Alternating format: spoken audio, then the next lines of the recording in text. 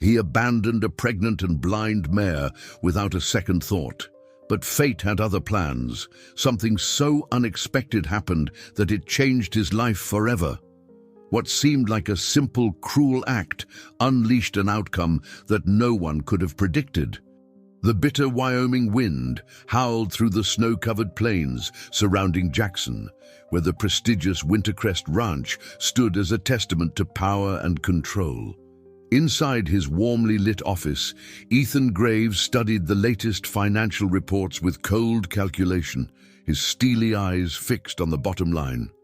The ranch's reputation for breeding champion horses had made him one of the most influential figures in the region, but to him, every asset had to prove its worth. If this story interested you, don't forget to subscribe to our channel and give it a like. Let us know which city you're watching us from. Stay tuned. Through the frost-covered windows, he could see Sapphire, once his prized mare and the winner of countless competitions, limping slightly as she made her way across the paddock. The sight of her injured leg made his jaw clench. The jumping accident 3 weeks ago had rendered her useless for competition, and in Ethan's world, anything that couldn't generate profit was a liability. Mr. Graves, his stable manager Thomas, entered the office, removing his heavy winter gloves.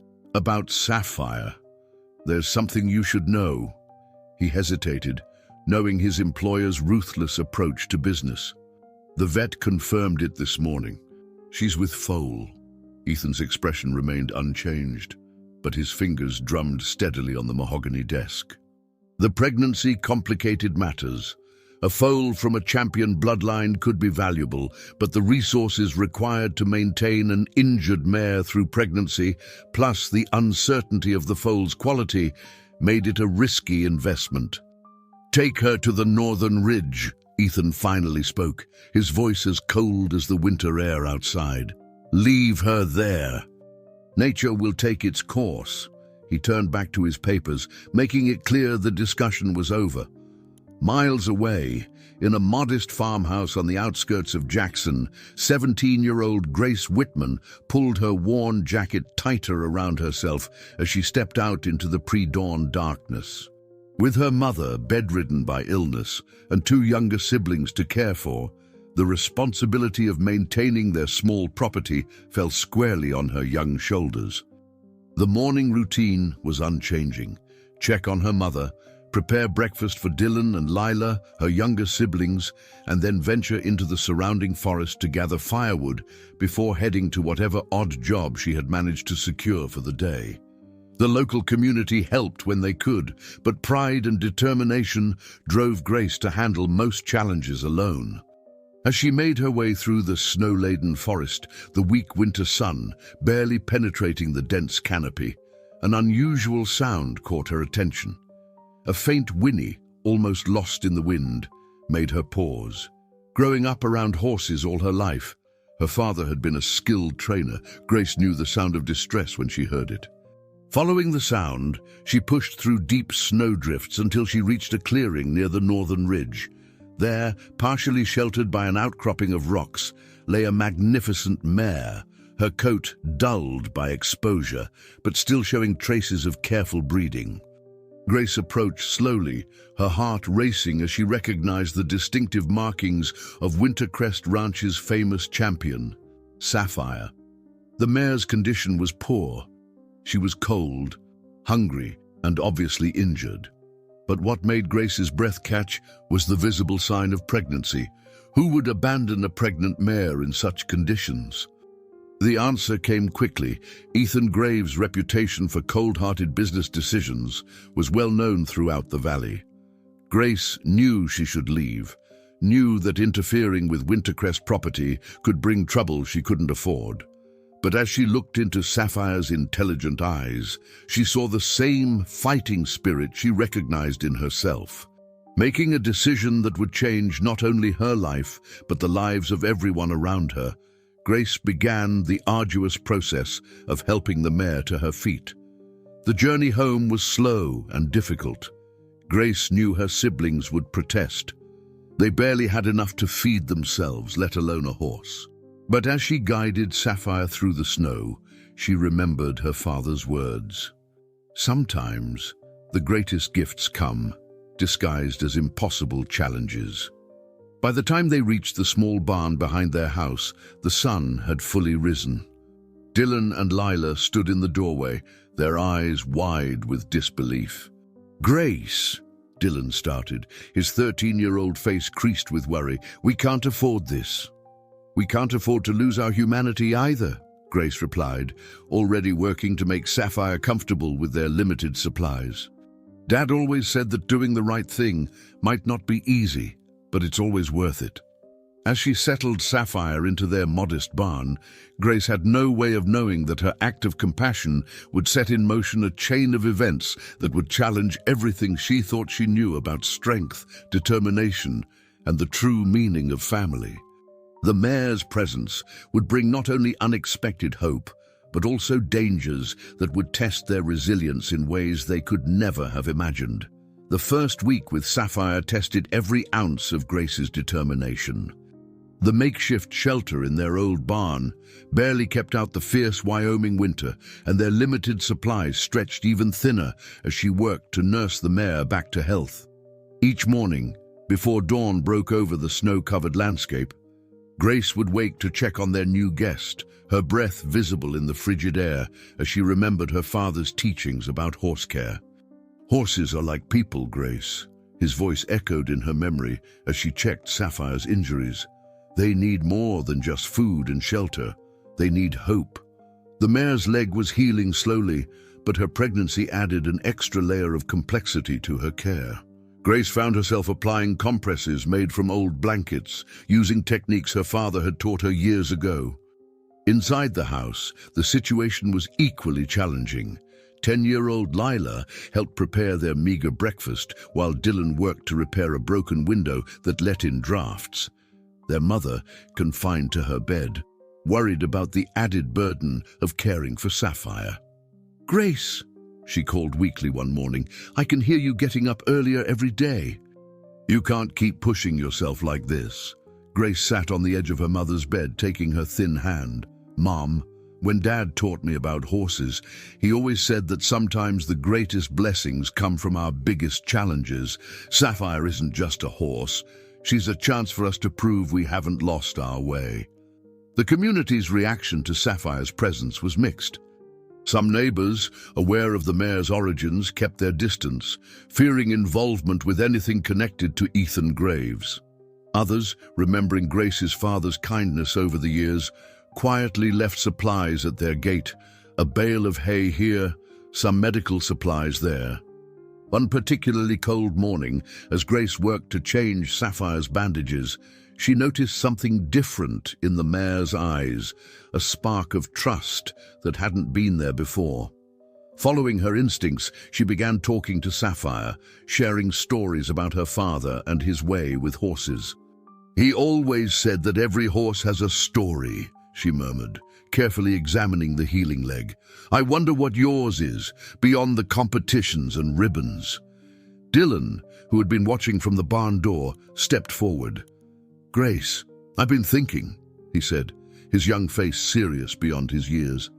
"Dad kept his old veterinary books in the attic. Maybe there's something in them that could help with the pregnancy." The mention of their father's books brought a lump to Grace's throat. She hadn't been able to bring herself to look at them since his departure, but now they might hold the knowledge they desperately needed. Together, the siblings climbed to the dusty attic where boxes of memories waited. Among the forgotten treasures, they found the books, well-worn volumes filled with their father's handwritten notes in the margins. Grace ran her fingers over his familiar handwriting, remembering afternoons spent at his side as he treated the neighbors' horses. "Look," Dylan pointed to a chapter about pregnant mares. "There's a whole section about winter care." Armed with their father's knowledge, Grace began implementing new techniques in Sapphire's care. She adjusted the mare's diet based on his notes, created a better exercise routine for the healing leg, and most importantly, started preparing for the upcoming birth. Every small improvement in Sapphire's condition felt like a victory, a sign that they were on the right path. The news of Sapphire's presence at the Whitman farm began to spread through the valley. Some evenings, Grace would catch glimpses of cars slowing as they passed, curious onlookers trying to catch a glimpse of the famous Mare. She knew it was only a matter of time before word reached Wintercrest Ranch, but she pushed that worry aside, focusing instead on the immediate challenges. Late one night, as Grace made her final check on Sapphire, she found Lila already in the barn, singing softly to the mare. The scene brought tears to her eyes. Her little sister had inherited their father's gentle way with animals. "She likes your voice," Grace said, joining her. Lila smiled, continuing her song, while Sapphire listened with pricked ears. The moment was interrupted by the sound of approaching vehicles on the snow-covered road. Grace's heart raced as headlights swept across the barn walls. She knew this moment would come, the moment when their peaceful routine would be challenged by the outside world. The question was, were they ready for what was coming? The headlights that had startled Grace turned out to be false alarm, just some local teenagers taking a shortcut home. But the scare made her realize how precious their time with Sapphire had become. As winter's grip tightened around their small farm, each day brought new challenges and unexpected blessings. The weeks passed with a rhythm dictated by necessity and care. Grace divided her time between odd jobs in town, caring for her family, and tending to Sapphire, whose pregnancy was advancing steadily. The mare's leg had healed enough for short walks, and Grace made sure to exercise her gently each day, weather permitting. One particularly cold dawn, Grace noticed a change in Sapphire's behavior. The mare was restless, pacing in her makeshift stall, her sides heaving with obvious discomfort. Grace's heart leapt. She recognized the signs from her father's books. "Dylan!" she called out, her voice cutting through the pre-dawn silence. "It's time!" The next few hours were a blur of activity. Lila ran back and forth from the house, bringing clean blankets and hot water. Dylan, showing maturity beyond his years, helped Grace prepare the barn, remembering the diagrams they'd studied in their father's veterinary books. Even their mother, despite her weakness, insisted on being brought to the barn in her wheelchair, her presence a source of calm in the charged atmosphere. As the sun rose over the snow-covered Wyoming landscape, painting the sky in brilliant shades of pink and gold, Sapphire's labor intensified. Grace remembered her father's words about difficult births. "Stay calm, steady, and let nature take its course. The mare knows what to do." But knowledge didn't make the waiting any easier. Finally, just as the morning light filled the barn, a beautiful colt entered the world. His coat, still wet from birth, gleamed with an unusual luster, and his eyes, when they opened, showed a fierce intelligence that took Grace's breath away. But what truly captured everyone's attention was the way he struggled to his feet, not with the usual awkwardness of newborn foals, but with a determination that seemed almost supernatural. "Look at him," Lila whispered in awe. "He's like a storm coming to life." The colt's energy seemed to crackle in the air around him, his movements already showing hints of extraordinary grace and power. "Thunder," Grace said softly, the name coming to her naturally. "His name is Thunder." The colt's ears pricked at the sound, as if recognizing his destiny in that moment. News of Thunder's birth spread through the community like wildfire. Neighbors who had kept their distance before found reasons to visit, drawn by rumors of the extraordinary colt. Each visitor left with the same impression. There was something special about this foal, something that went beyond his champion bloodline. As the days passed, Thunder grew stronger, his personality emerging in ways that both delighted and challenged his caretakers. He was fearless, curious, and possessed an energy that seemed boundless. Grace often found him testing the limits of his enclosure, his movements showing an athletic prowess that reminded her of Sapphire in her competition days. One morning, while Grace was mucking out the barn, she heard a commotion outside. Thunder had somehow managed to slip past Dylan and was now racing through the snow-covered paddock, his movements a perfect blend of power and grace. Instead of panic, Grace felt a surge of pride. This was no ordinary colt. "He's got spirit," a voice said behind her, making her jump. It was old Mrs. Henderson from the neighboring farm, who had quietly become one of their strongest supporters.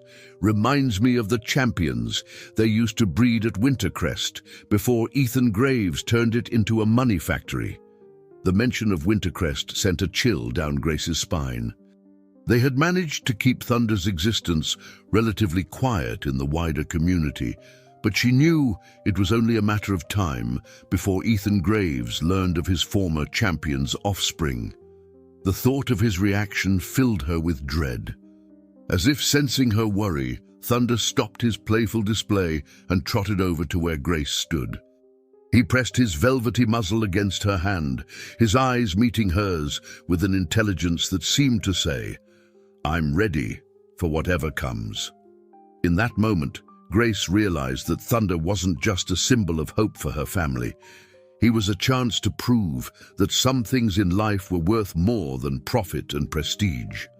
That evening, as Grace made her final rounds, she found Dylan studying their father's old training manuals. "I've been thinking," he said, not looking up. "If Thunder's going to have a chance, he needs proper training. And who better to train him than someone who learned from Dad?" Grace looked out at the darkening sky, where stars were beginning to appear. She knew Dylan was right. Thunder's natural talent needed guidance and development. But as she watched the young colt curl up next to his mother for the night, she couldn't shake the feeling that their greatest challenges still lay ahead. The Wyoming spring was slowly emerging from winter's grip when Ethan Graves first heard the whispers about Thunder. Sitting in his luxurious office at Wintercrest Ranch, he listened intently as his stable manager Thomas shared the latest community gossip about a remarkable colt born to a rescued mare at the Whitman farm. "They say he's unlike anything they've seen before," Thomas reported, shifting uncomfortably under his employer's intense gaze. "The way he moves, his build, his spirit, it all points to championship potential." He hesitated before adding, "And given the timing and description of the mare." Ethan's fingers drummed steadily on his desk, his mind calculating possibilities. If this colt was indeed Sapphire's offspring, it represented both a threat and an opportunity. The mare's bloodline, combined with her racing history, could make her foal incredibly valuable, or incredibly embarrassing if it succeeded under someone else's name. "Arrange a visit," he commanded, his tone leaving no room for discussion. "I want to see this miracle colt myself." At the Whitman farm, the morning routine had evolved to accommodate Thunder's training sessions. Grace, drawing from her father's old manuals and her own instincts, had begun working with the young colt, amazed by his quick learning and natural athleticism. Even the neighbors had started gathering to watch Thunder's daily exercises, his fluid movements and extraordinary speed drawing gasps of admiration. Dylan had become Thunder's unofficial assistant trainer, his young mind absorbing everything he could about horse training. "He's not just running," he observed one morning as Thunder circled the makeshift training area. "It's like he's dancing with the wind." Grace was about to respond when she noticed a cloud of dust rising from the road leading to their farm. A sleek black SUV emerged, followed by two more vehicles bearing the Wintercrest Ranch logo. Her heart sank as she recognized Ethan Graves stepping out of the lead vehicle, his expensive boots crunching on the gravel. "Miss Whitman," he called out, his voice carrying the false warmth of a practiced businessman. "I believe you have something that belongs to me." His eyes fixed on Thunder, who had stopped his exercise to watch the newcomers with alert interest. Grace stepped forward, positioning herself between Thunder and the visitors.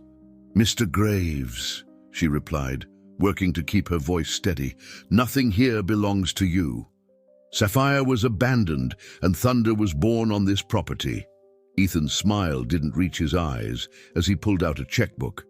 "Let's be reasonable about this. A young woman in your situation could certainly use some financial security. Name your price for the colt." The offer was substantial, enough to pay for her mother's medical care and secure their farm's future. But as Grace looked at Thunder, who had moved closer to stand beside her, she saw more than just a valuable horse. She saw hope, determination, and the embodiment of everything her father had taught her about integrity. "Thunder isn't for sale," she stated firmly, "at any price." Ethan's facade of friendliness cracked slightly. "Miss Whitman, you should understand that raising a championship-quality horse requires resources, training facilities, professional guidance, proper nutrition, things that are, obviously, beyond your means." His gaze swept dismissively over their modest property. Before Grace could respond, Thunder suddenly broke into a run, circling the training area with a display of speed and agility that left even Ethan's experienced eye widening in surprise. The colt moved with a natural grace that no amount of expensive training could instill, his powerful strides eating up the ground as he ran. "Impressive," Ethan admitted, his voice tight with barely controlled frustration. "But raw talent isn't enough. Without proper training and connections, that potential will go to waste. Think about what's best for the horse." "I am," Grace replied, her father's teachings giving her strength. "Thunder needs more than just training and facilities. He needs heart, and that's something money can't buy." As Ethan turned to leave, his parting words carried a clear warning. "You're making a mistake, Miss Whitman. In this business, heart doesn't pay the bills. You'll come to understand that soon enough." That evening, as Grace discussed the confrontation with her siblings, they noticed several expensive cars driving slowly past their property. "They're watching us," Dylan observed nervously. "What do you think they'll do?" Grace stroked Thunder's neck, feeling the powerful muscles beneath his gleaming coat. "Whatever comes next, we'll face it together. Dad always said that the true measure of a champion isn't just about winning, it's about standing up for what's right." But as she lay in bed that night, Grace couldn't shake the feeling that Ethan Graves's visit was just the beginning. The man's reputation for getting what he wanted was well known throughout the valley, and she knew he wouldn't give up easily. Their small farm, which had always felt like a safe haven, suddenly seemed vulnerable under the shadow of Wintercrest's influence. The days following Ethan Graves's visit brought subtle but noticeable changes to the Whitman farm. Essential tools began disappearing from the barn, feed deliveries were mysteriously delayed, and potential employers in town suddenly had no work available for Grace. The pressure was mounting, but the family's resolve remained unshaken. One particularly challenging morning, as Grace struggled with a broken training lead, their last functional one, a weathered pickup truck pulled into their driveway. A tall man with graying hair stepped out, his experienced eyes taking in the scene before him. Grace recognized him immediately. Caleb Hurst, Wintercrest's former head trainer, whose sudden departure years ago had been the subject of much local speculation. "Looks like you could use a hand with that," he said, nodding toward the broken lead. His voice carried the quiet confidence of someone who had spent a lifetime around horses. Thunder, usually wary of strangers, lifted his head with interest. "Mr. Hurst," Grace replied cautiously, aware of his connection to Wintercrest. "What brings you to our farm?" Caleb walked slowly around Thunder, his expert gaze assessing the young colt's conformation. "Word travels fast in horse country," he said. "Especially when it involves a colt with Thunder's potential." He paused, watching as Thunder pranced playfully in the morning light. "And when it involves Ethan Graves throwing his weight around." Grace tensed at the mention of Ethan, but Caleb held up a reassuring hand. "I left Wintercrest for a reason," he explained, his expression darkening slightly. "Ethan's methods, his values, they go against everything I believe about horses and training. When I heard about what's happening here, I knew I had to come."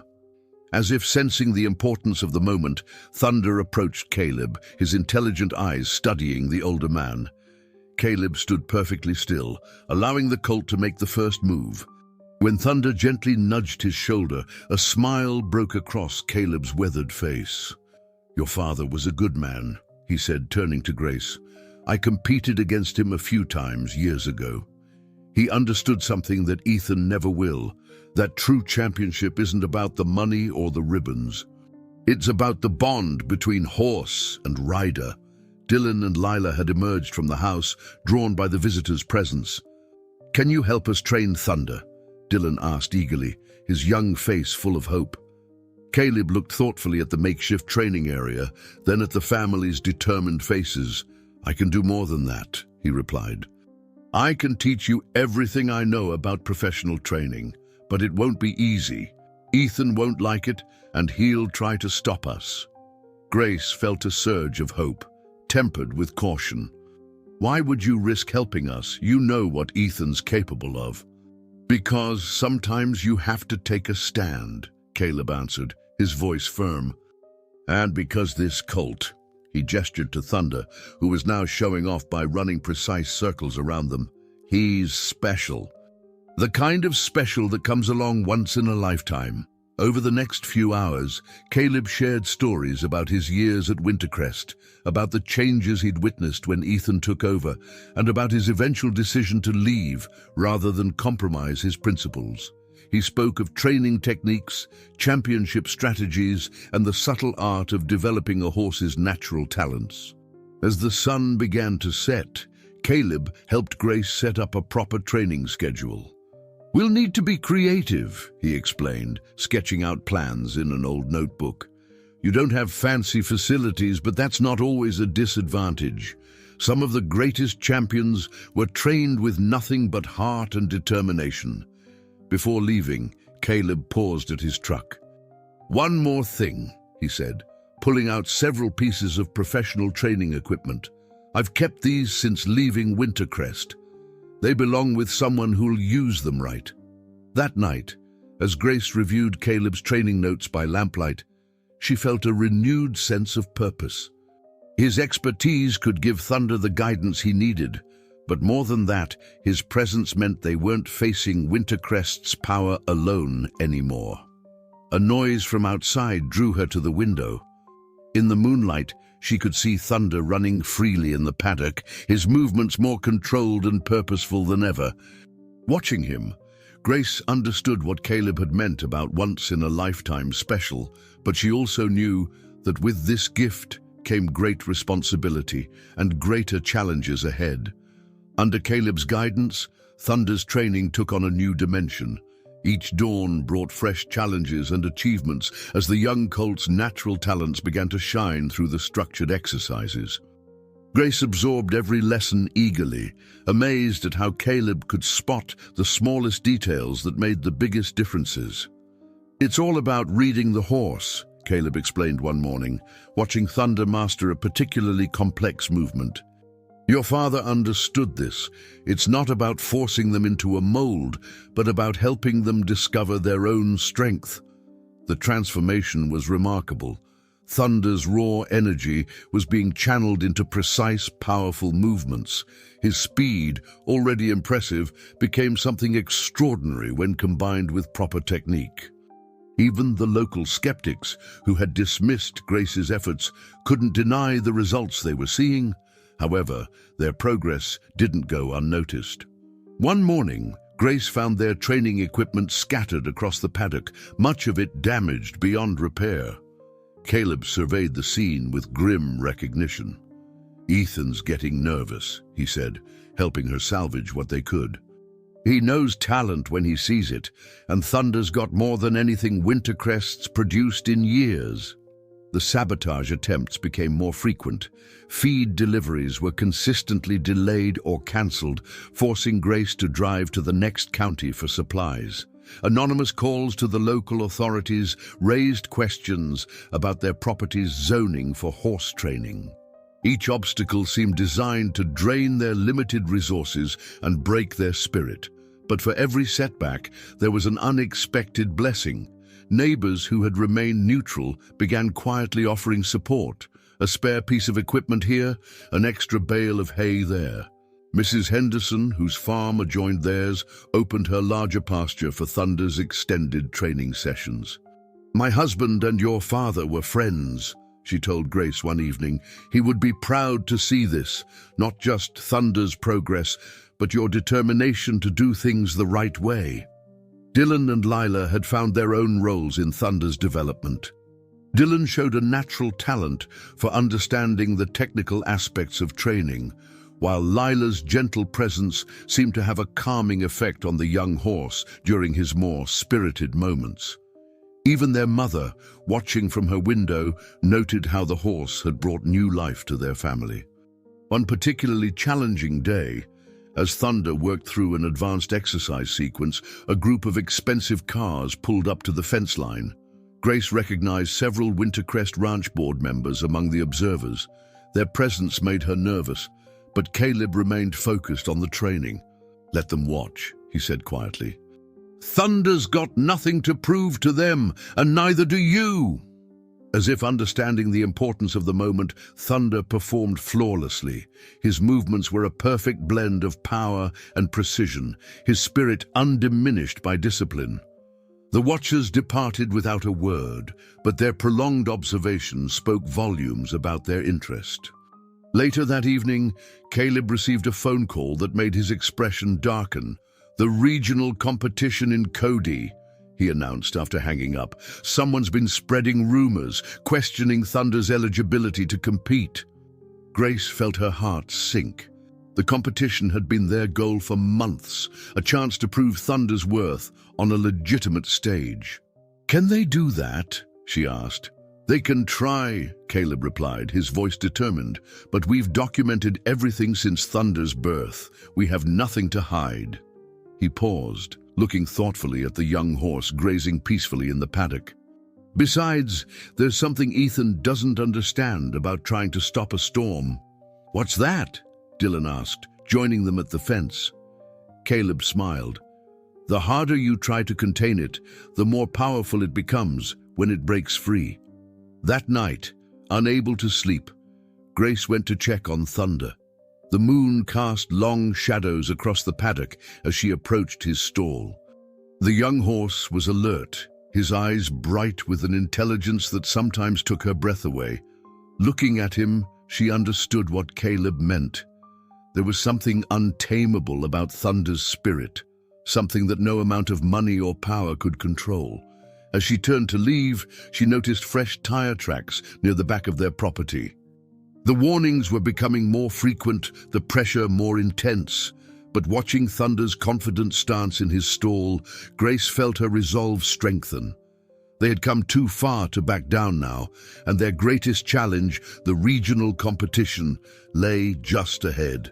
The announcement of the Cody Regional Championships brought both excitement and anxiety to the Whitman farm. With only weeks to prepare, every day became a careful balance of intensive training and strategic planning. The competition would be their first real test against professional riders and professionally trained horses. "Registration closes in 3 days," Grace announced one morning, reviewing the paperwork spread across their kitchen table. The entry fees were steep, much steeper than they had anticipated. Dylan counted their savings for the third time, his young face creased with worry. "We're still short," he said quietly, not wanting their mother to overhear from the next room. "Even with everything we've saved from your odd jobs." Caleb, who had arrived early for training, studied the registration forms with experienced eyes. "Something's not right," he muttered. "These fees are nearly double what they were last year." His expression hardened as he recognized Ethan's influence at work. "We'll find a way," Grace insisted, though her voice betrayed her uncertainty. The sound of Thunder's impatient whinny from outside seemed to emphasize the urgency of their situation. Word of their dilemma spread through the community. That afternoon, Mrs. Henderson appeared at their door with an old cookie tin. "My quilting circle took up a collection," she said simply, pressing the tin into Grace's hands. Inside was a mixture of cash and checks, not enough to cover everything, but a significant help. More support arrived in unexpected ways. The local feed store owner offered to defer their payments until after the competition. A retired jockey who had once competed against their father appeared with a professional riding outfit for Grace. Even the town's skeptics seemed to be warming to their cause. However, for every show of support, there was a new obstacle. The day they planned to submit their registration, the online system mysteriously malfunctioned.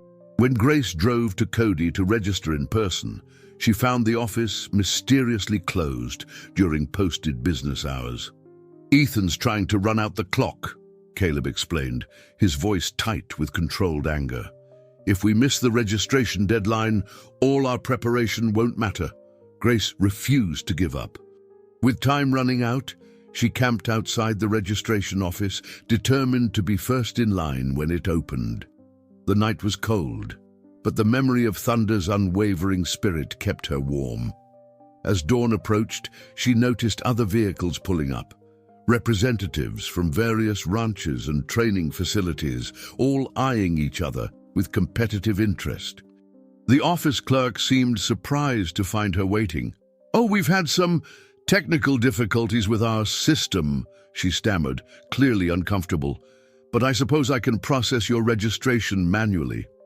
Just as Grace began filling out the forms, a familiar voice cut through the morning air. "I'm afraid there might be a problem with that entry." Ethan Graves stood in the doorway, his expensive suit out of place in the early morning hour. "Miss Whitman's horse lacks the proper documentation," he continued smoothly. "Competition rules require a clear history of breeding and training." Grace felt her heart sink, but then remembered something. Reaching into her bag, she pulled out a carefully preserved folder. "You mean documentation like this?" she asked, producing the veterinary records, birth certificates, and training logs they had meticulously maintained. Caleb's insistence on documentation suddenly made perfect sense. Ethan's composed facade cracked slightly as he reviewed the papers. Every detail was in order, every requirement met. His attempt to block their registration had failed. "This isn't over," he said quietly as he left the office. "The competition has standards to maintain. It would be unfortunate if anything happened to cast doubt on your horse's eligibility." Back at the farm, Thunder's training intensified. Caleb worked with Grace on every aspect of competition protocol, the precise movements, the timing, the unspoken rules of professional competition. "It's not just about talent anymore," he explained. "You're entering their world now. You need to be perfect." The young horse seemed to sense the importance of their preparation. His natural exuberance was tempered by a new focus, his movements becoming more precise with each session. Even Lila noticed the change. "It's like he's speaking to Grace without words," she observed one evening, watching them work. As the competition drew closer, Grace noticed more unfamiliar vehicles passing by their farm, more whispered conversations stopping when she entered local shops. The pressure was building, but so was their determination. Thunder's story had become more than just a local tale. It was becoming a symbol of something larger, a challenge to the established order that Ethan Graves represented. One night, as Grace finished the evening training session, she found Dylan studying their father's old competition photos. "Do you think we can really win?" he asked, his voice mixing hope with worry. Grace watched Thunder cooling down in the paddock, his coat gleaming in the twilight. "I think," she replied carefully, "that winning might not be just about crossing the finish line first." But in her heart, she knew that a strong showing at the regional competition would be crucial for their future. The morning of the Cody Regional Championships dawned clear and crisp. The competition grounds buzzed with activity as trailers and vehicles bearing prestigious ranch logos filed in. Among them, Grace's modest truck and borrowed trailer stood out like a dandelion in a bed of roses. "Remember," Caleb advised as they unloaded Thunder, "these people expect us to feel intimidated. Let them think what they want. We know what Thunder can do." The young horse pranced nervously, picking up on the electric atmosphere around him. The contrast between their operation and the others was stark. While other competitors had teams of handlers and state-of-the-art equipment, the Whitmans had only each other. Dylan managed their minimal gear, while Lila kept Thunder calm with her gentle presence. Even their mother had insisted on coming, watching from her wheelchair with quiet pride. As Grace walked Thunder through the warm-up area, whispers followed them. Competitors and spectators alike stared at the young horse, some with dismissive smirks, others with poorly concealed interest. Thunder, however, seemed to grow more confident with each step, as if the attention only fueled his natural pride. "Grace Whitman?" A competition official approached with a clipboard. "There seems to be a question about your entry." Grace's heart sank, but before she could respond, Caleb stepped forward with their documentation folder. "Every requirement met, every form filed," he stated firmly, "unless you're planning to change the rules mid-competition." His steady gaze and professional reputation carried weight, and the official retreated, though not without a backward glance. The preliminary rounds began, and Thunder's performance immediately caught everyone's attention. His movements combined raw power with precision in a way that made even experienced trainers stop to watch. Grace, guided by Caleb's training and her own instincts, worked in perfect harmony with the young horse. "They're better than we expected," Grace overheard one Wintercrest handler say during a break. "Graves isn't going to like this." As if on cue, Ethan appeared in the warm-up area, his presence causing a ripple of tension.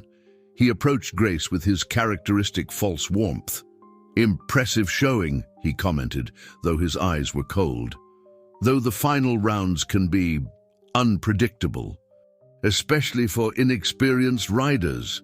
Before Grace could respond, Thunder snorted loudly, pawing the ground with obvious agitation. The horse's reaction drew attention from nearby competitors, and Ethan retreated, though not without a final warning look. The finals brought a new level of intensity. The course was more challenging than anything they had practiced, with complex combinations and tight turns that would test even the most experienced pairs.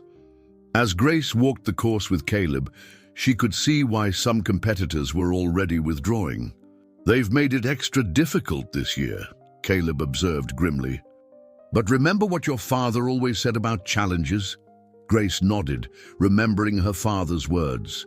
"The bigger the challenge, the sweeter the victory." When their turn came, a hush fell over the arena.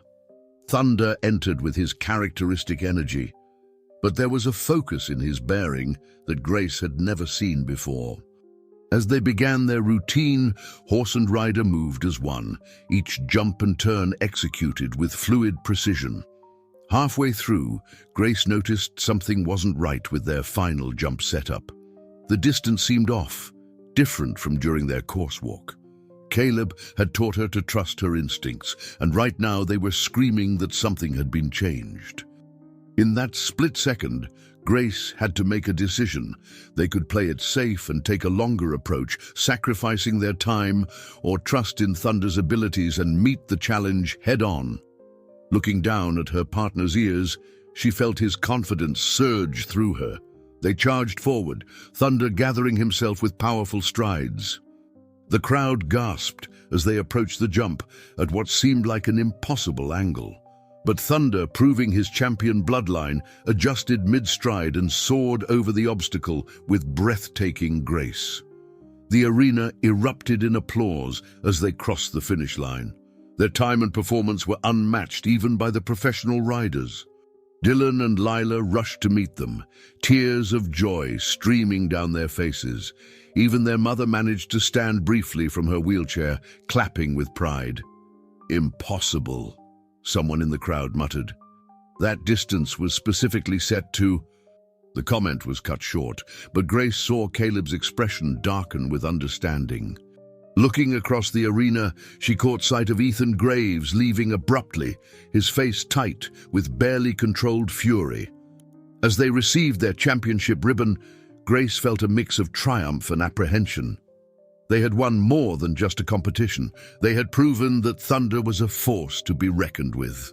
But she knew this victory would only intensify Ethan's determination to possess the remarkable horse he had once discarded. The aftermath of the Cody Regional Championships brought more attention than the Whitman family had ever expected. Local newspapers featured Thunder's victory on their front pages, celebrating the underdog story that had captured everyone's imagination. The modest farm became a point of interest, with people driving by hoping to catch a glimpse of the remarkable young horse. "Look at this," Dylan said one morning, showing Grace a magazine article about Thunder. "They're calling him the People's Champion." The story highlighted not just Thunder's performance, but the family's dedication and unconventional training methods. However, with recognition came new challenges. Grace noticed an increase in expensive cars parked along their property line, their occupants taking photos and making notes. Caleb identified them as scouts from major racing stables, all hoping to assess Thunder's potential value. "It's not just about the winning," Caleb explained, watching Thunder practice his morning routine. "It's about what he represents, raw talent that somehow slipped through Ethan's fingers. That's what's really driving him crazy." Their suspicions were confirmed when Ethan's black SUV pulled up to the farm one afternoon. This time, he wasn't alone. A team of lawyers and financial advisors accompanied him, their briefcases bulging with documents. "Miss Whitman," Ethan began, his tone professionally cordial, "I believe it's time we had a serious discussion about Thunder's future." He gestured to one of his lawyers, who opened a briefcase filled with papers. Grace stood her ground, with Caleb and her siblings nearby. Thunder watched from his paddock, his ears pricked forward with interest. "I'm prepared to offer you a deal that would secure your family's future," Ethan continued, naming a figure that made everyone gasp. It was more money than Grace had ever imagined, enough to pay for her mother's medical care, save their farm, and send all 3 siblings to college. "Think about it practically," one of the lawyers added. "A horse like Thunder needs professional facilities, connections, and opportunities that only an organization like Wintercrest can provide." Grace felt the weight of the decision pressing down on her. The money could solve so many problems, give her family the security they desperately needed. She looked at Thunder, who had moved closer to the fence, his intelligent eyes fixed on the gathering. "Your father would want what's best for your family," Ethan pressed, seeing her hesitation. "And let's be honest, how long can you keep this up? The national circuit requires resources you simply don't have." It was Lila who spoke up, her young voice clear and determined. "Dad always said that some things are worth more than money." She moved to stand beside Grace, followed quickly by Dylan. Grace straightened her shoulders, drawing strength from her siblings' support. "Thunder isn't for sale, Mr. Graves. Not for any price." Ethan's pleasant demeanor vanished. "You're making a serious mistake," he warned. "Championships require more than just talent. They require influence, connections, and resources. Without those, Thunder will never reach his full potential." "I think you're wrong," Grace replied calmly. "Thunder's already proven that heart and determination count for more than fancy facilities." As Ethan and his entourage prepared to leave, he paused. "You've become quite the local celebrity," he observed coldly. "But fame can be fragile. Reputations are easily damaged, especially in the horse world." After they left, Caleb helped the family process what had just happened. "He'll try to discredit you now," he warned. "Make it impossible for you to compete at higher levels." That evening, as Grace worked with Thunder in the paddock, she noticed how the setting sun cast their shadows long across the ground, one shape flowing into the other until horse and rider seemed to move as a single entity. She remembered her father saying that true partnerships couldn't be bought or sold. "We're in this together," she whispered to Thunder, who nickered softly in response. But as darkness fell, she couldn't shake the feeling that Ethan's visit marked the beginning of an even more difficult chapter in their journey. The next morning brought news that made her heart sink. Their regular feed supplier called to cancel their account, citing business restructuring. The local equipment shop suddenly couldn't find their repair orders. Even some of their supportive neighbors began to seem distant, afraid of being associated with a family that had defied Wintercrest's power. "He's trying to isolate us," Caleb observed grimly. "Make it impossible for you to maintain Thunder properly. He thinks if he can't buy the horse, he can force you to give up." Grace watched Thunder racing around his paddock, his spirit undimmed by the growing tensions. His recent victory had shown the world his potential, but it had also painted a target on their backs. The question now wasn't just about winning competitions. It was about surviving long enough to prove that their way of doing things could succeed. The letter from the Kentucky National Championship organizers arrived on a bright autumn morning. Grace read it 3 times, hardly daring to believe the words on the elegant letterhead. They had been invited to compete in one of the most prestigious events in the country. "This is incredible," Caleb said, reviewing the invitation. "They rarely extend invitations to newcomers, especially after just one regional victory." His experienced eyes narrowed as he studied the details. "But the entry fees and travel costs..." Grace's excitement dimmed as she looked at the figures. The cost was staggering, far beyond anything they could manage, even with their modest savings from the Cody Championship. The required equipment alone would strain their resources, not to mention the cross-country transportation. "We can't afford this," she admitted quietly, watching Thunder through the window as he practiced the new routines they'd been developing. The young horse had grown stronger and more skilled with each passing day, seeming to sense the greater challenges that lay ahead. Dylan, who had been unusually quiet, suddenly spoke up. "What about a fundraiser?" "The whole town knows about Thunder now. Maybe they'd help." The idea took root quickly. Mrs. Henderson, who had remained their steadfast supporter despite Ethan's influence, offered to host a community meeting in her large barn. To Grace's surprise, people began arriving well before the scheduled time, filling the space with an energy of purpose and determination. "We've all seen what Thunder can do," Mrs. Henderson addressed the gathering. "And more importantly, we've seen how this family has stood up to the pressures trying to break them down. Now it's our turn to stand with them." The community's response was overwhelming. The local diner offered to host a benefit dinner.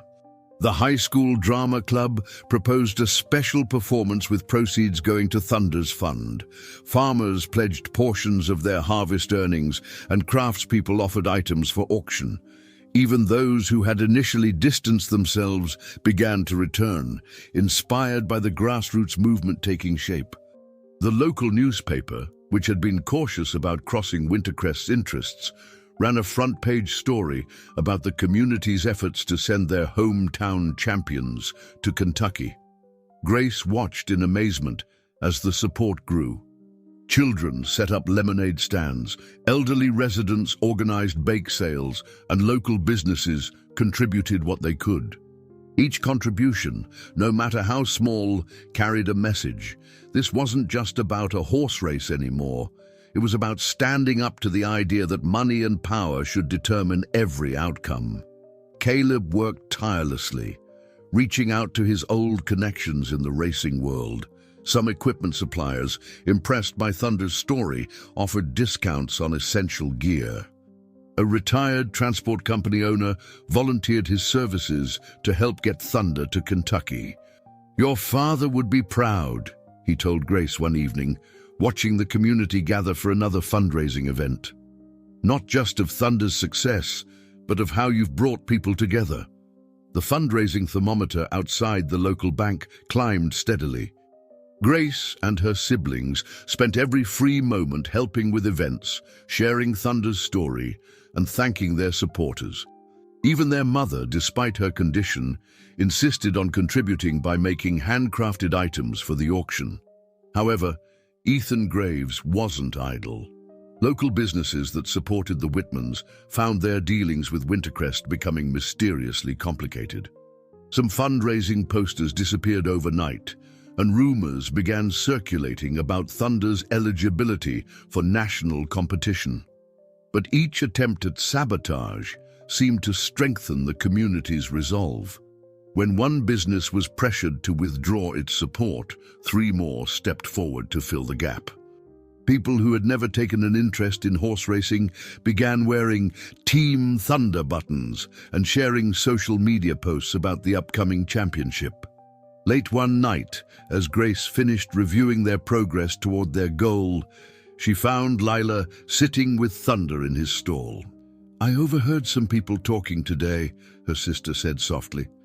"They said Thunder's not just running for us anymore. He's running for everyone who's ever been told they're not good enough." Grace joined her sister, feeling Thunder's gentle breath on her shoulder. The young horse had become more than just a champion in training. He had become a symbol of hope, a reminder that sometimes the greatest victories come from simply refusing to give up. The following morning brought news that made the entire community hold its breath. A massive check had arrived from an anonymous donor, bringing them within reaching distance of their goal. Speculation ran wild about the source, but Grace had a suspicion when she noticed Caleb's knowing smile. "Let's just say," he remarked cryptically, "that not everyone at Wintercrest shares Ethan's views about what makes a true champion."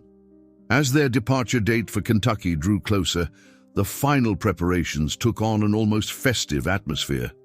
The community had not only raised the necessary funds, but had also created a network of support that would follow them to the championship. Local businesses pledged to live stream the event, and plans were made for a town-wide viewing party. Just days before their scheduled departure for Kentucky, Grace awoke to the sound of Thunder's distressed whinnying.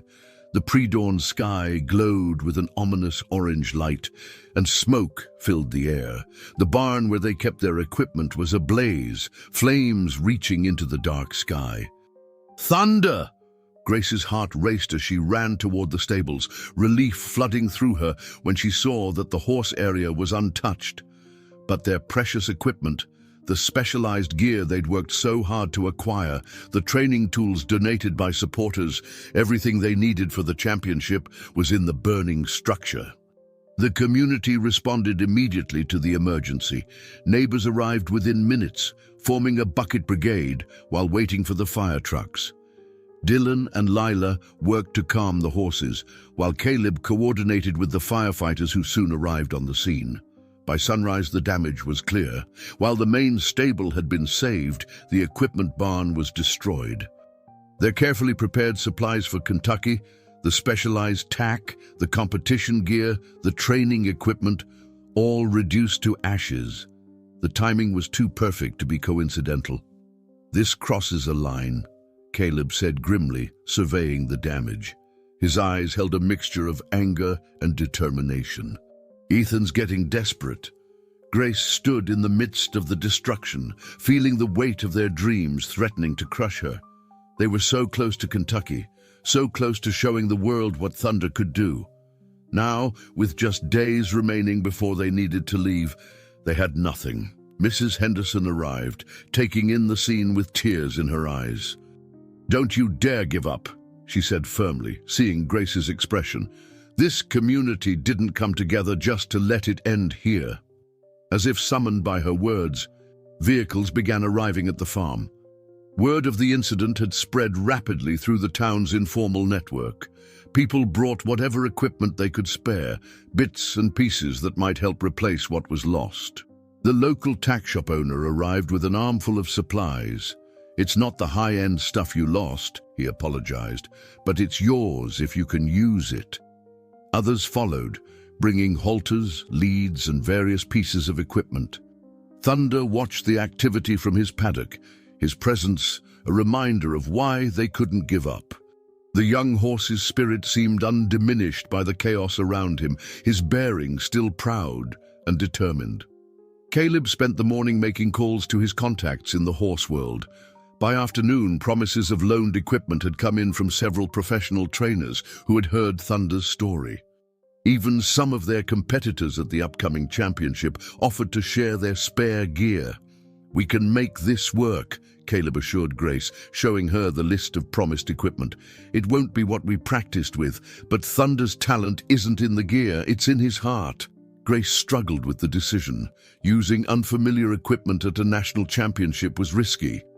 Thunder was sensitive to changes in his gear, and they had carefully selected each piece to complement his unique style. "What do you think, boy?" she asked Thunder, who had approached the fence to nuzzle her shoulder. His response was to prance in place, showing off the natural grace that had caught everyone's attention from the beginning. Lila, who had been quietly helping sort through the salvaged items, spoke up. "Remember what Dad used to say about champions? They don't make excuses, they make adjustments." The words struck home. Grace looked at the community members still arriving with offers of help, at her siblings working tirelessly to organize what they had, at Caleb making yet another call to track down essential items. They had come too far to let this stop them.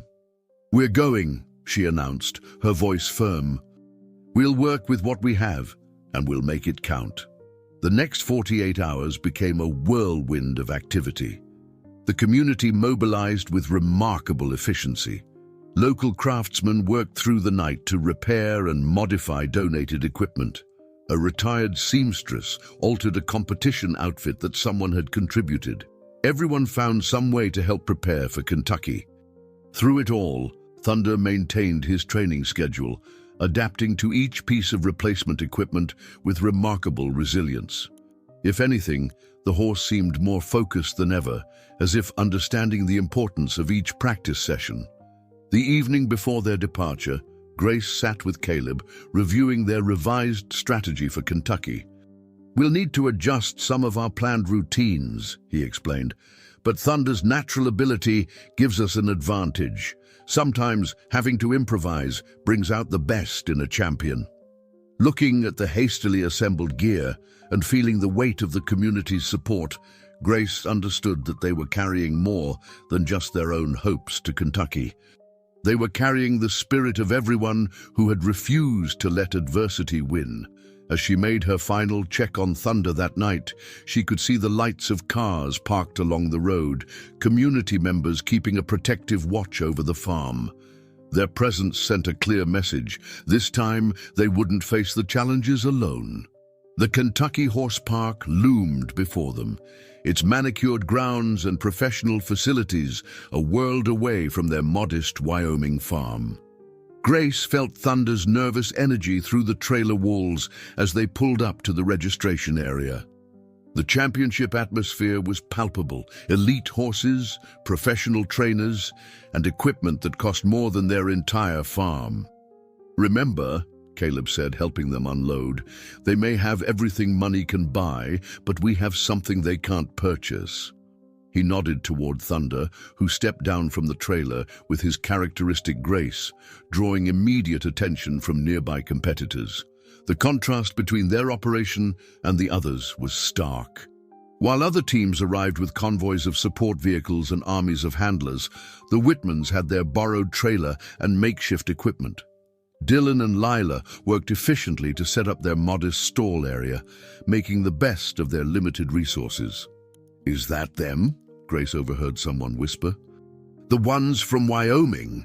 The story of their barn incident had spread through the racing community, adding another layer to their underdog narrative. Some viewed them with sympathy, others with skepticism, but all watched with curiosity. Ethan Graves was already there, his Wintercrest team occupying a prime location in the stable area. His presence was impossible to ignore. A string of champion horses, a full staff of trainers, and the latest equipment money could buy. When he spotted Grace and Thunder, his expression darkened momentarily before he turned away, engaging loudly with some competition officials. The first challenge came during equipment inspection. The officials scrutinized their hastily assembled gear with extra attention, consulting rule books and whispering among themselves. Grace held her breath, knowing a single rejection could end their journey before it began. Everything meets regulation standards, the head inspector finally announced, though his tone suggested surprise. Caleb had worked minor miracles with their donated equipment, ensuring every piece was competition legal, if not prestigious. Thunder's behavior during the initial practice session caught everyone's attention. Despite the unfamiliar surroundings and equipment, he moved with a confidence that made even experienced trainers stop to watch. His natural talent seemed enhanced rather than hindered by their humble circumstances. "That horse doesn't know he's supposed to be intimidated," one of the other trainers commented admiringly. A small crowd had gathered to watch their practice, and Grace could hear the murmurs of appreciation for Thunder's fluid movements. However, not everyone was impressed. During their allocated practice time, they found subtle obstacles in their way. Equipment mysteriously moved, schedule changes not communicated, practice areas suddenly under maintenance during their slots. Caleb recognized Ethan's tactics, having seen them before during his time at Wintercrest. "He's trying to throw off our preparation," he explained quietly to Grace. "But he's forgetting something important. We're used to working with less than perfect conditions." The preliminary qualifying round brought a new level of pressure. The course was more complex than anything they'd faced before, designed to test the limits of both horse and rider. As Grace walked the course with Caleb, she could see why many considered this championship the ultimate test. "Remember," Caleb advised, "they expect us to try to match their style. But our strength has always been in doing things our own way." Grace understood what he meant when she saw the other competitors. Their routines were technically perfect, but somehow mechanical, lacking the natural connection that she and Thunder had developed.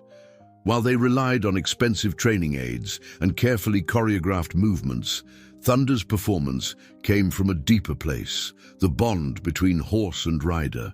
The qualifying round itself became a moment of truth. As they entered the arena, Grace could feel hundreds of eyes watching, waiting to see if the fairy tale from Wyoming would crumble under national-level pressure.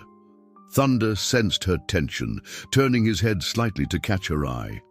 In that moment, surrounded by the grandeur of the Kentucky Horse Park and facing the biggest challenge of their lives, Grace remembered why they were there. Not to impress the elite of the racing world, not to prove anything to Ethan Graves, but to show that sometimes the purest form of championship comes from the heart. Their qualifying performance wasn't perfect by traditional standards. The borrowed equipment meant some transitions weren't as smooth as they could have been, and their improvised routines didn't have the polished precision of their competitors. But there was something else, something that made the audience lean forward in their seats, a natural harmony between horse and rider that no amount of expensive training could replicate. As they finished their round, the arena was silent for a moment before erupting in enthusiastic applause. Grace patted Thunder's neck, feeling the strength of his breathing and the proud set of his head. They had made it through the first test, but both knew the real challenges still lay ahead in the finals. The days leading up to the finals were intense. Each practice session was crucial, and Grace felt the pressure mounting as they worked to perfect their routine. Thunder seemed to grow stronger with each day, his natural talent blossoming despite the challenges they faced. One morning, during their pre-dawn practice session, Grace noticed something different about Thunder's gait. The young horse was moving awkwardly, not with his usual fluid grace. A quick check revealed his practice shoes had been tampered with, subtly adjusted in a way that could have caused serious injury if not caught in time. "This was deliberate," Caleb said grimly, examining the shoes. "Someone who knows horses did this. If we hadn't caught it..." He didn't need to finish the sentence. They both knew that even a minor injury now would end their championship dreams. As they discussed what to do, a quiet voice spoke from behind them. "I saw someone in your stall area last night." The speaker was Marcus Chen, one of the event's facility managers. His weathered face showed concern as he approached Thunder. "I was doing my rounds when I noticed movement, but by the time I got there, they were gone. Grace had noticed Marcus during their time at the facility. Unlike many others who viewed them with skepticism or disdain, he had always offered a kind word or helpful tip. Now, as he helped them check Thunder for any signs of distress, he shared his own story. "I've been working these championships for 20 years, he said, his experienced hands gentle as he examined Thunder's legs. "I've seen every trick in the book. Some folks think winning is all that matters, no matter how you get there." He straightened up, meeting Grace's eyes. "But I've never seen a horse quite like this one. He reminds me of why I fell in love with this sport in the first place." Marcus proved to be more than just a sympathetic ear. As the facility manager, he had access to security cameras and scheduling information. While he couldn't officially take sides, he made sure their practice times were protected and their equipment secure. He also shared his deep knowledge of the championship course, pointing out subtle details that could make a difference in their performance. "The third turn after the water jump," he explained during one quiet evening session. "Everyone takes it wide, but there's a shorter line if you trust your horse's instincts. I haven't seen anyone brave enough to try it in years." His insights were invaluable, but more than that, his presence seemed to lift the team's spirits. Dylan and Lila found a friend in Marcus's daughter, Amy, who helped them navigate the complex world of championship operations. Even Thunder responded to Marcus's calm energy, allowing the older man to check his legs and shoes before each practice. However, the attempts to undermine them continued. Practice schedules would mysteriously change without notice. Equipment would be moved or misplaced.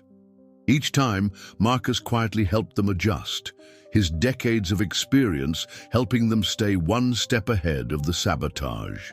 One afternoon, as Grace worked with Thunder in the practice ring, she noticed Ethan Graves watching from the sidelines, his expression unreadable. Marcus, who was adjusting some equipment nearby, spoke quietly. "Men like that, they've forgotten what this sport is really about. They see these magnificent animals as nothing more than investments." Thunder chose that moment to execute a particularly difficult movement with perfect grace, drawing appreciative murmurs from other observers. The young horse's natural joy in performing was evident to everyone watching. "You can't buy that," Marcus said, nodding toward Thunder. "That kind of heart, that love for the sport, it's either there or it isn't." The night before the finals, Marcus found Grace in the stables, doing one last check on Thunder. "You know," he said, leaning against the stall door, "in all my years here, I've seen hundreds of champions. Most of them you forget as soon as the season's over, but some," he reached out to pat Thunder's neck, "some remind you why these championships matter in the first place." Grace looked at him curiously. "What do you mean?" Marcus smiled, his eyes distant with memory. "Sometimes it's not about who has the most money or the fanciest training. Sometimes it's about reminding everyone that the heart of this sport isn't in the expensive equipment or the corporate sponsorships. It's in moments like these, a girl and her horse proving that dreams don't have price tags." As they prepared for the finals, Grace felt a new sense of confidence. They had faced every attempt to stop them, overcome every obstacle, and emerged stronger. Marcus had shown them that even in this world of elite competition and corporate interests, there were still people who understood and valued the pure spirit of horsemanship.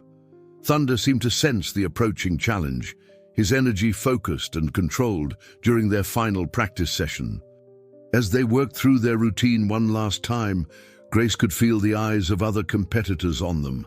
But now, instead of intimidation, she felt pride. They had earned their place here, not through money or influence, but through heart, determination, and the unshakable bond between horse and rider. The morning of the finals dawned clear and crisp over the Kentucky Horse Park. The atmosphere was electric as spectators filled the stands and competitors made their final preparations. Grace arrived early at Thunder's stall, finding the young horse already alert and eager, as if he understood the importance of the day. "Everything's been checked twice," Marcus assured her, having personally inspected their equipment. "No surprises today." His presence had become a comforting constant during their time at the championships, a reminder that they weren't entirely alone in this prestigious but often cold world. The warm-up arena was crowded with finalists, each pair going through their preparations. Thunder stood out among the other horses, not just for his remarkable beauty, but for the natural confidence he exuded. Unlike the other competitors' mounts, who performed with drilled precision, Thunder moved with a fluid grace that seemed to come from pure joy. "Quite a journey from Wyoming to here," Ethan's voice cut through Grace's concentration. He had approached silently, his expensive riding boots gleaming in the morning sun. It would be a shame if all this effort ended in embarrassment. Grace kept her focus on Thunder, but Ethan wasn't finished. "You know, your father once competed here," he continued, his voice carrying just enough for nearby competitors to hear. "Never made it past the preliminaries. Some people just aren't cut out for this level of competition." The mention of her father made Grace's hands shake slightly on the reins, but Thunder pressed his head against her shoulder, his steady presence grounding her. She remembered Marcus's words about the true heart of the sport. "My father taught me that winning isn't everything, Mr. Graves," she replied calmly. "He taught me that how you compete matters more than where you finish." Ethan's smile didn't reach his eyes. "Charming philosophy, but this isn't some small-town rodeo. This is the national championships. Everything you do in that arena will be scrutinized, judged, remembered. One mistake, and all those people who supported you will see exactly how out of place you really are." As he walked away, Grace noticed other competitors watching the exchange. Some looked sympathetic, others curious, but all seemed to be waiting to see how the small-town girl from Wyoming would handle the pressure of the moment. Caleb appeared at her side, his experienced eye assessing both horse and rider. "He's trying to get in your head," he said quietly.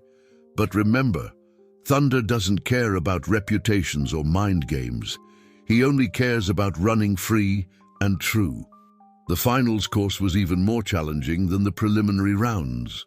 As Grace walked it one last time with Caleb, she could see why it had been designed to test not just skill and training, but the deep connection between horse and rider. "That tight turn Marcus mentioned," Caleb pointed out, "it's even more technical than we thought. Every other rider will take the safe route, but Thunder," he smiled, "Thunder could handle the shorter line." Back at the warm-up area, Grace could hear the announcer beginning the finals. Each competitor's introduction was accompanied by impressive credentials, Olympic trainers, corporate sponsorships, generations of championship bloodlines. When they announced Thunder and Grace, the emphasis was on their unlikely journey from Wyoming, their story of determination against the odds. Watching the other competitors, Grace saw the toll of pressure on even the most experienced pairs. Horses and riders who had performed flawlessly in preliminaries made small mistakes, their carefully rehearsed routines showing cracks under the intensity of the moment. As their turn approached, Grace felt a strange calm settle over her. The stakes were enormous. They carried not just their own hopes, but the dreams of everyone back home who had believed in them. The live stream would be playing in the town hall, where their community had gathered to watch. Their mother, too weak to travel, would be watching with Mrs. Henderson by her side. "Remember," Caleb said as they prepared to enter the arena, "you're not here to prove anything to them. You're here because you and Thunder earned your place. Everything else is just noise."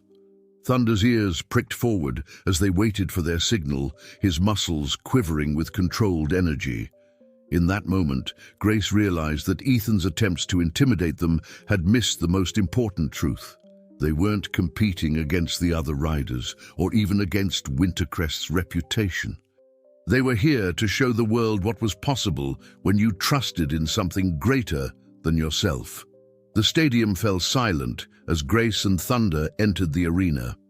The afternoon sun cast long shadows across the course, and the magnitude of the moment seemed to hang in the air. This was what they had traveled so far for, what their entire community had rallied behind. Thunder moved with confident steps, his coat gleaming under the championship lights. The borrowed equipment, though functional, marked them as outsiders among the elite competitors. But there was something about their presence that drew every eye in the arena. A raw authenticity that stood out against the polished corporate performances. As they took their starting position, Grace caught sight of Ethan Graves in the VIP section, his expression tense. Next to him, several Wintercrest board members leaned forward in their seats, their attention fixed on the horse they had once discarded. Marcus stood near the arena entrance, giving them a subtle nod of encouragement. The starting bell rang, and Thunder launched into motion.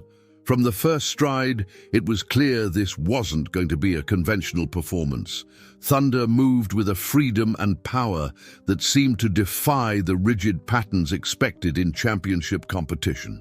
Each jump was taken with perfect timing, but with a style uniquely their own. "Look at that extension," the announcer's voice carried across the arena. "The kind of natural ability you rarely see at this level." The crowd began to respond to the performance, their appreciation growing with each successful element. As they approached the water complex, the section that had troubled many competitors, Grace felt Thunder gather himself with extraordinary focus. They cleared the water with room to spare, landing with a precision that drew gasps from the audience. But the real test lay ahead. The controversial turn that Marcus had pointed out loomed before them. Every other competitor had taken the conservative route, sacrificing time for safety. In that split second, Grace had to make a decision that would define their entire championship run. She felt Thunder's muscles bunch beneath her, sensing his readiness. In that moment, all the doubts and pressures fell away. This wasn't about proving anything to anyone, it was about trusting in the connection that had brought them this far. They took the shorter line. Thunder's response was immediate and perfect. He adjusted his stride mid-turn, demonstrating an agility that seemed impossible for his size. The crowd erupted as they cleared the subsequent jumps with fluid grace, their trust in each other evident in every movement. "Extraordinary!" The announcer's voice rose with excitement. "We're witnessing something special here, ladies and gentlemen. This pair from Wyoming is rewriting the rules of championship performance." The final sequence approached, a complex combination that had been the downfall of several top competitors. Grace could feel Thunder's energy, still strong and controlled. Their months of training in all weather conditions, their determination to overcome every obstacle, had prepared them for this moment. Thunder attacked the combination with confidence, each stride perfectly measured. The crowd was on their feet now, caught up in the magic of what they were witnessing. Even the other competitors stood transfixed at the rail, watching a performance that seemed to transcend the usual boundaries of the sport. As they cleared the final jump, the stadium erupted in thunderous applause. Their time flashed on the board, a full 3 seconds faster than the leading score, with no penalties. But it was more than just the numbers. They had shown something rare and precious in the world of elite competition, the pure joy of a horse running free, guided by trust and heart, rather than just training and technique. Grace leaned forward to pat Thunder's neck as they circled the arena, feeling his proud stride beneath her. The young horse who had been abandoned in the Wyoming snow had just shown the world what true championship spirit looked like. Looking up at the stands, she saw faces filled with emotion. Hardened trainers wiping their eyes, young riders watching with renewed hope, and even some of Wintercrest's supporters standing in appreciation. In the VIP section, Ethan Graves sat motionless, his carefully constructed world of power and control shaken by a performance that defied his understanding of what made a champion. Marcus appeared at the arena exit, his eyes bright with pride. "That," he said as they walked past, "is what this sport is supposed to be about." The scoreboard continued to display their remarkable time as the remaining competitors prepared for their runs. But something had changed in the atmosphere of the championship. Thunder and Grace had shown everyone present that the heart of equestrian sport wasn't in the expensive equipment or corporate sponsorships. It was in the pure connection between horse and rider, in the courage to trust and the freedom to run true to one's nature. The final scores were announced to a packed stadium, but the numbers seemed almost secondary to what everyone had witnessed. Thunder and Grace's performance had redefined what was possible in championship competition, bringing a pure spirit of horsemanship back to a sport that had become increasingly dominated by corporate interests. As they stood on the championship podium, Grace couldn't help but think of their journey. From the snowy day she found Sapphire abandoned in the Wyoming wilderness to this moment of triumph. Thunder stood proudly beside her, his presence commanding attention not through expensive trappings, but through the natural dignity that had been his birthright. The ceremony was interrupted by an unexpected gesture. Several of the top trainers in the country approached the podium, led by Marcus. "We've seen something extraordinary today," one of them announced. "Something that reminds us all why we fell in love with this sport in the first place." They presented Grace with an unprecedented offer. A coalition of independent trainers and owners wanted to establish a scholarship program in Thunder's name, dedicated to supporting young riders who showed the same spirit and determination that had brought them to this moment. Even more surprising was the change in some of Wintercrest's board members. Several approached Grace after the ceremony, openly questioning the values that had guided their program. The story of how Thunder had been discarded only to return and demonstrate such extraordinary heart had shaken the foundation of their profit-first philosophy. Ethan Graves watched from a distance as his carefully constructed world of influence began to shift. The victory he had tried so hard to prevent had become a catalyst for change in the very industry he thought he controlled. Some of his most loyal supporters were now openly discussing the need to return to more traditional values in horse training and competition. Back in Wyoming, the celebration in the town hall was broadcast live to the championship venue. Grace could see her mother, supported by Mrs. Henderson, tears of joy streaming down her face. The community that had rallied behind them, that had refused to let their dreams be crushed by intimidation or sabotage, shared in the triumph as if it were their own. Dylan and Lila rushed to embrace their sister, their faces glowing with pride and excitement. Caleb stood nearby, his weathered face showing the satisfaction of a mentor who had helped guide a true champion to their destiny.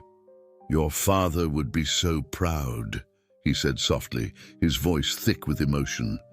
The next morning, as Grace walked Thunder around the championship grounds one last time, she found Marcus tending to some flowers near the main arena. "You know," he said, looking up at them, "in all my years here, I've seen thousands of horses and riders come and go. But what you two showed us yesterday, that's the kind of performance that changes people's hearts." Thunder's story had indeed touched hearts far beyond the competition arena. News outlets picked up the tale of the abandoned mare, the determined family, and the community that stood together against corporate pressure.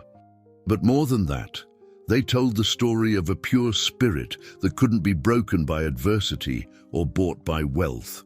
As they prepared for the journey home, Grace was approached by young riders seeking advice, not about technique or training methods, but about building the kind of bond she shared with Thunder.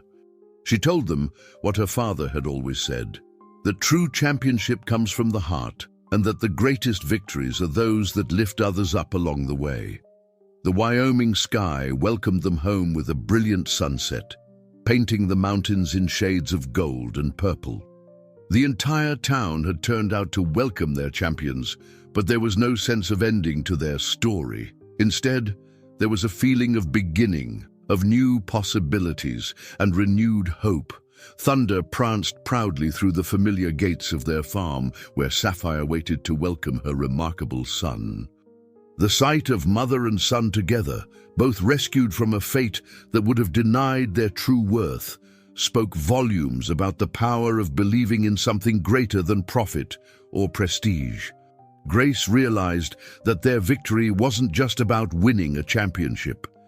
It was about proving that sometimes the greatest champions come from the most unlikely places, and that the truest measure of success isn't in the ribbons or trophies, but in the lives touched and the hearts changed along the way.